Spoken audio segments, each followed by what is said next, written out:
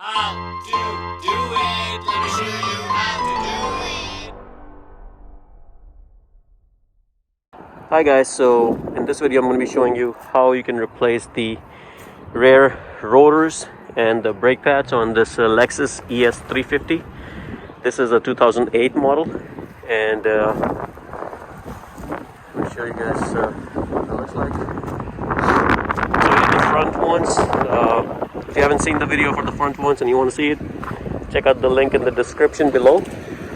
I'll post it there, and they're a little bit different when you do the front and the back, and in this video I'm going to be showing you the main difference. So the first thing you need to do is make sure you remove your wheel.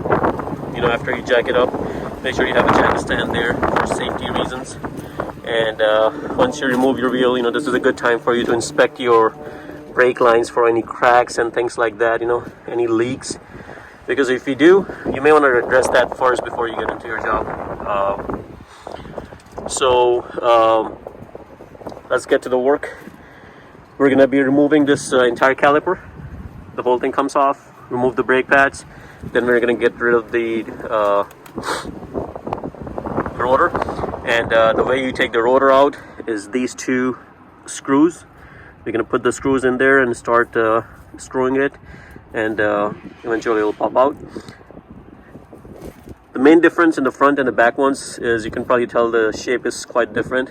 That is because we have the emergency brakes in there, the hand brakes that you call it.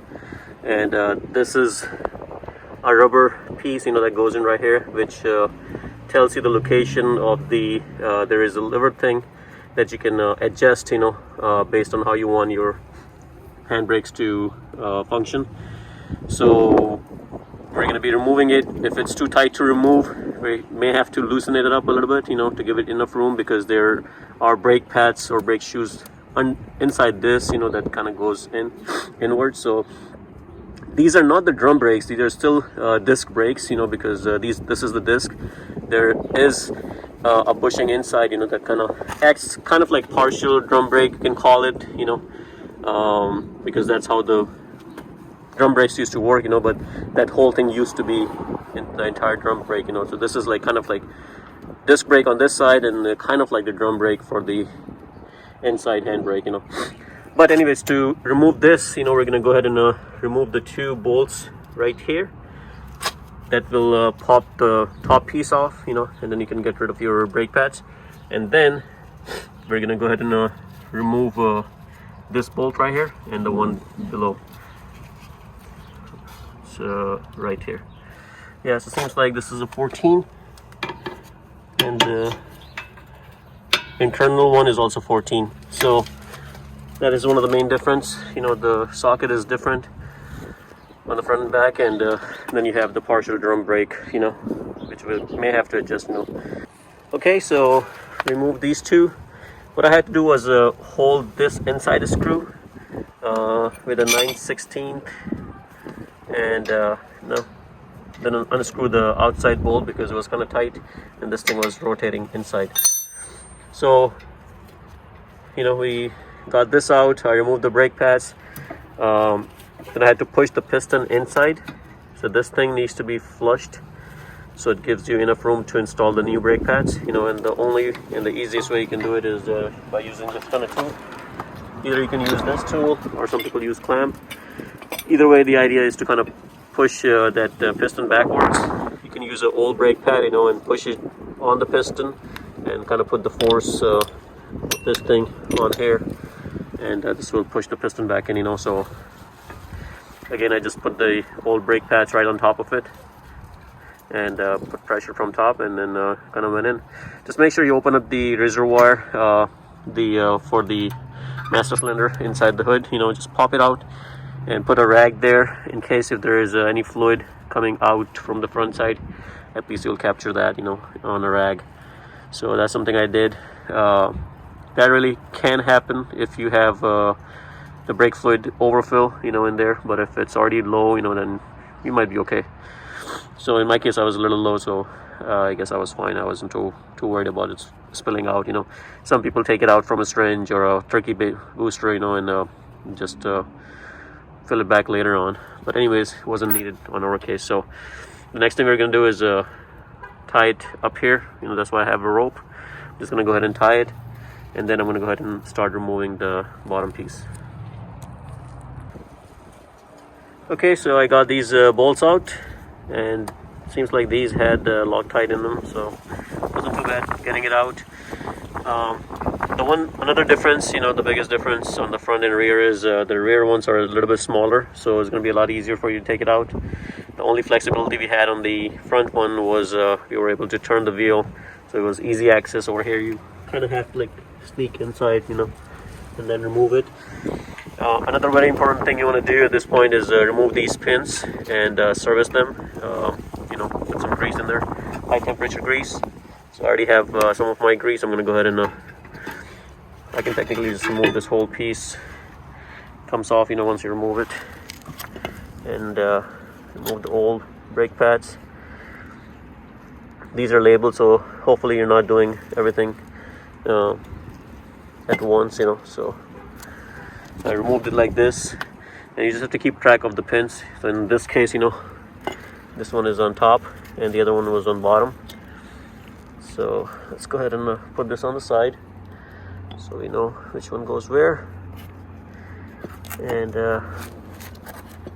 let's remove the pins.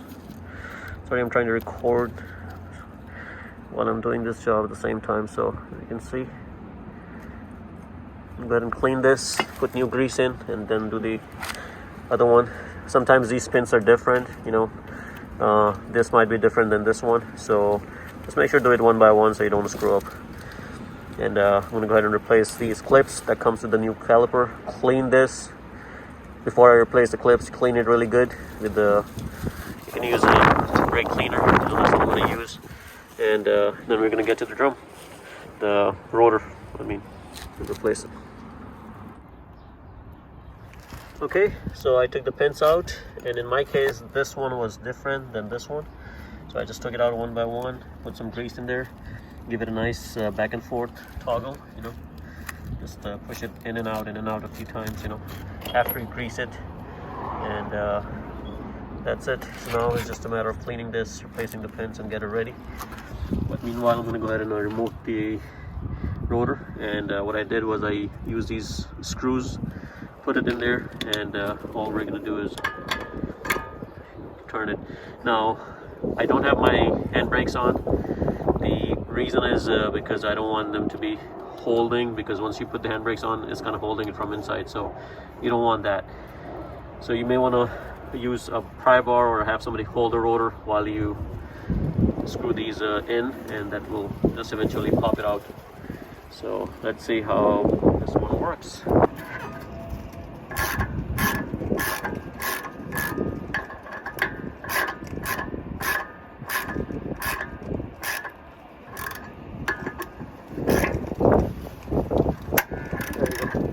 That.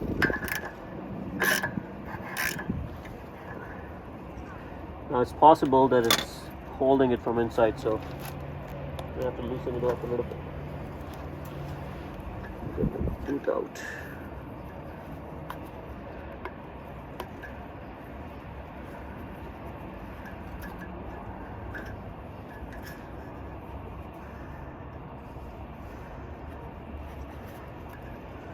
This is the boot, comes out.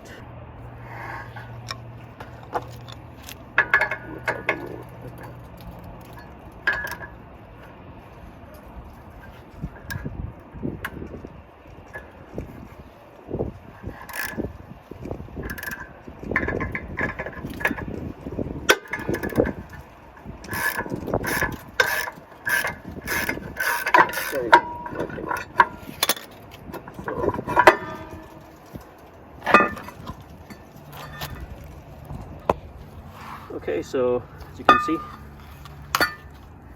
it came out, and these are the shoes. Now, one thing you have to be careful is when you're putting your new rotor in, you have to make sure you align these holes, you know. And the reason is because, see this right here? Right here, this is what you end up turning. There's a start thing right here. You go up or down to expand this brake from inside or outside, you know. So again, I didn't need to do that because my brake hand brakes are not on, so I'm just gonna leave it the way it is because they're completely fine, you know, when my brakes are on. I'm not gonna mess with this.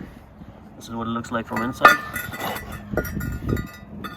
And I'm go ahead and put the new one in, and we should be good. So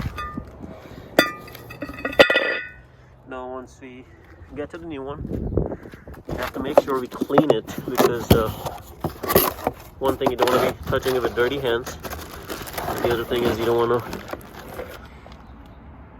install it like this without cleaning it with the brake cleaner, because they come with the factory, they come with the thin coat of oil, and if you don't clean it, that oil remains on there, so it's going to cause issues with your braking. So you definitely want to spray it really good with this cleaner, wipe it down, especially the disc surface from both front and back, and also inside. In this case, in the front we did not do inside because there's nothing, so I'm going to go ahead and spray it from inside as well, because that's also a braking surface, and also this side and the other side. Let me go ahead and spray it down, clean it, and then we're going to install it. Okay, so the new drum is in. I had to align it. I had to use my old rubber boot because the new one did not come with one, so we can definitely use it. Just make sure you align it like we talked about, you know, where the key was. And then what I did was, once I put it on, I put these 2 bolts in to keep it in place.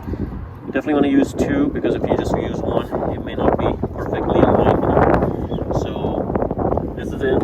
I got this part ready, put the new clips in. Like, I'm definitely clean it up a little bit. You know, we already serviced the pins and put some grease in there, and now we're ready to put this back on and put some brake shoes on.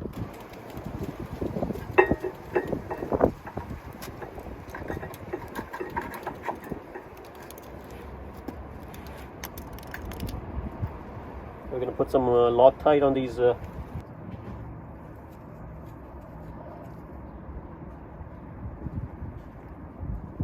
should be enough.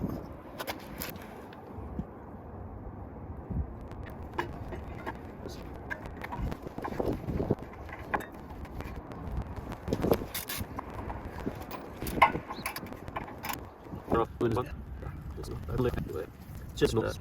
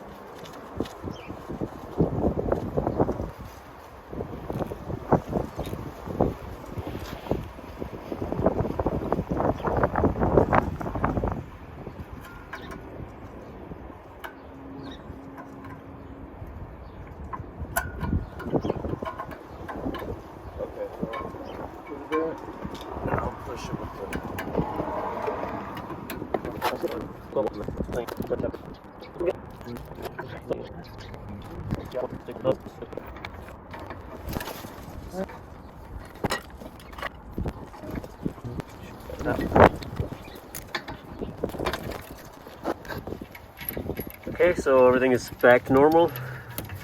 Put the new brake pads in, the calipers in. We service the pins and tighten the top and the inside one. And the new drum is there. So the very last thing we're gonna do is just spray it one more time with the brake cleaner, just to make sure we didn't put our hands with the grease or anything like that. And that just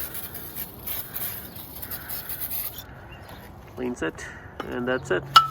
Now we're gonna go ahead and put the wipe it with the rag, and